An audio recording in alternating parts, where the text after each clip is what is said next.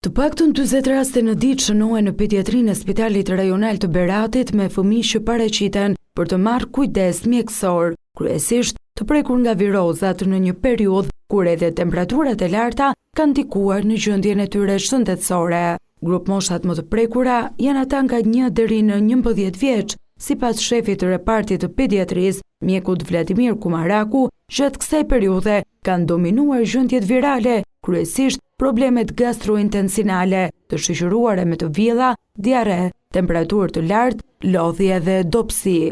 Që në shumicën e rasteve kanë qenë si viroza të stomakut dhe pastaj të shoqëruara dhe me infeksione të zona. Viroza e përgjithshme është që paraqitet me një temperaturë që shkon nga subfebrile në febrile, do të thënë nga temperatura poshtë 38 deri në 38,39, nga lodhje dhe ajo që bie në sy me njerë është që sa e shikon fëmijë që paraqitet të duket sikur është intoksikuar.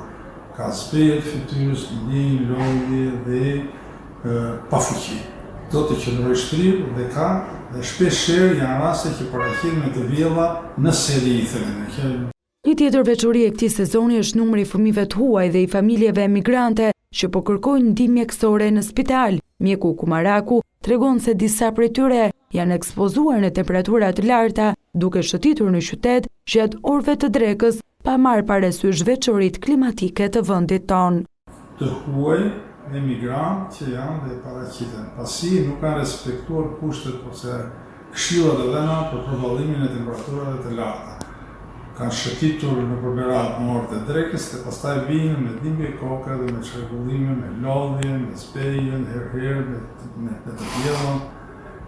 Në kushtet e temperaturave të larta, pediatri u bën apel prindërve të tregojnë kujdes të veçantë për fëmijët. Ai këshillon që të vegjëlit të mos ekspozohen në diell gjatë orëve të pikut, veçanërisht nga ora 10 deri në 15, të konsumojnë mjaftueshëm lëngje dhe të respektojnë rregullat e higjienës, ushqyerjes dhe veshjes së përshtatshme.